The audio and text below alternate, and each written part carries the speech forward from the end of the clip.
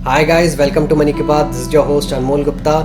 तो मैंने कई बार बात करी कि इमरजेंसी फंड मेंटेन करना चाहिए। इमरजेंसी फंड के लिए आप सेविंग्स अकाउंट में पैसा रख सकते हैं, लिक्विड फंड्स में पैसा रख सकते हैं। बट एग्जैक्टली क्या फॉर्मूला होना चाहिए, कितना पैसा सेविंग्स अकाउंट में रखना है, कितना पैसा लिक्विड फंड्स में रखना है, कितना पैसा फिक्स डिपॉजिट में रखना है। तो इस एपिसोड में मैं आपको एक फॉर्मूला दूंगा जो आप फॉलो करके अपना इमरजेंसी फंड मेंटेन कर सकते हैं। तो इमरजेंसी फंड कहाँ कितना मेंटेन करना है, इसके लिए मैं आपको 3 स्टेप अप्रोच देता हूँ। Step 1, determine your necessary expenses. मतलब पहली स्टेप में ये जानना है कि आपके लिए इमरजेंसी, जैसे कि जॉब चली जाना जैसी कंडीशन में भी कौन कौन से एक्सपेंसेस रेलेवेंट रहेंगे। चाहे कुछ भी हो जाए, आपके रहने खाने के एक्सपेंसेस अवॉइड नहीं किए जा सकते, राइट। मान लीजिए आपका रेंट है 25,000 रुपये महीने का, खाने पीने और बाकी खर्चे जैसे इलेक्ट्रिसिटी इंटरनेट वगैरह मिला के हो जाते हैं 25,000 रुपये और। तो 50,000 आपके ऐसे एक्सपेंसेस हैं जो किसी भी कंडीशन में अवॉइड नहीं किया जा सकते। इसके आगे और भी कुछ ऑब्लिगेशंस हो सकते हैं, जैसे लोन EMI या फिर बच्चों की स्कूल फीस। मान लीजिए आप पर कोई लोन चल रहा है जिसकी EMI है 10,000 रुपये महीने की और आपके बच्चों की स्कूल फीस है और 10,000 रुपये महीने की।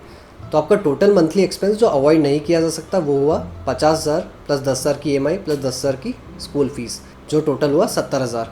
तो एक महीने का 70,000, मतलब अगर हम 6 महीने का इमरजेंसी फंड मेंटेन करना चाहते हैं, हमारे पास 70 into 6 which is 4,20,000 rupees emergency fund में होना चाहिए। तो अगर आपकी जॉब चली जाती है या किसी और कारण से आप इनकम नहीं कमा पाते हैं, तो अगले 6 महीनों के लिए आपके पास नेसेसरी खर्चा पूरा करने के लिए पैसा रहेगा। स्टेप 2, इसमें 2 महीने का फंड मतलब 70 इंटू 2 विच इज़ 1.4 लाख आप सेविंग्स अकाउंट में ही रखें। सेविंग्स अकाउंट में इसलिए क्योंकि कोई इस तरह की इमरजेंसी आप पर अगर आ जाती है जिसके लिए इमीडिएटली कैश चाहिए, तो आप एटलीस्ट ATM में जाकर पैसा निकाल सकते हैं 24/7। अगर आप अपना सारा पैसा कहीं इन्वेस्ट कर देंगे तो वो 24/7 निकाला नहीं जा सकता, इसलिए कुछ पैसा सेविंग्स अकाउंट में रखना भी ज़रूरी है। स्टेप 3, जो बाकी 4 महीने का बैलेंस है विच इज़ 17 to 4 और 2.8 लाख, इसे आप लिक्विड फंड्स या फिर ओवरनाइट फंड्स में डाल सकते हैं, क्योंकि ये दोनों बहुत ही सेफ होते हैं और आपको सेविंग्स अकाउंट से ज़्यादा इंटरेस्ट मिलता है।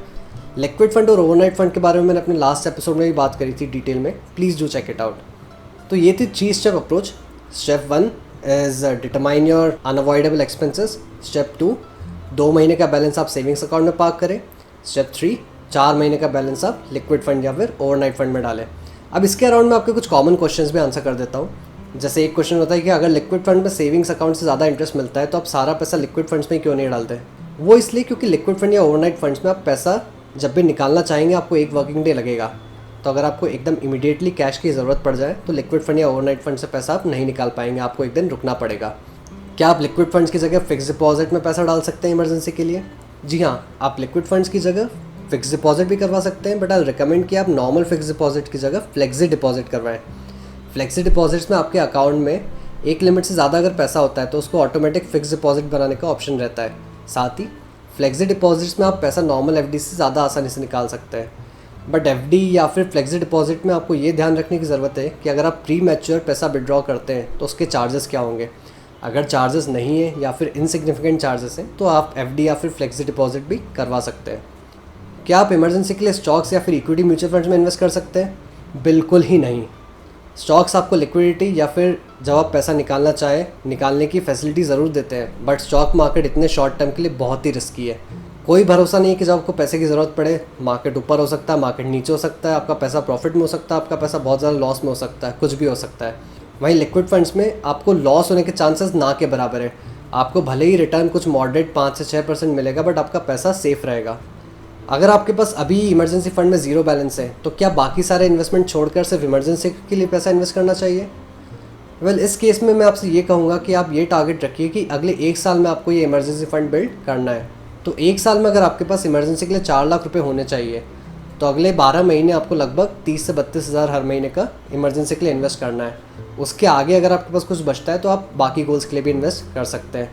अगर आपकी सिचुएशन थोड़ी कॉम्प्लेक्स है, आपको नहीं समझ में आ रहा है कि इमरजेंसी फंड कैसे बिल्ड किया जाए स्क्रैच से, then feel free to contact us to seek professional assistance.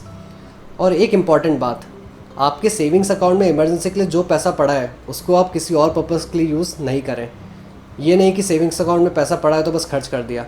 अगर आप कंट्रोल नहीं कर सकते तो एक अलग सेविंग्स अकाउंट खुलवा लीजिए जिसमें इमरजेंसी के लिए पैसा रखें और खर्च करने के लिए अलग अकाउंट यूज़ करें। So I hope guys this was useful for you. आप इस फॉर्मूले को फॉलो करके अपना इमरजेंसी फंड मेंटेन कर सकते हैं। And if you have any further questions, feel free to drop those in the comment section. I will be very happy to answer those. And do hit the subscribe button to stay updated with the upcoming episodes. Thank you.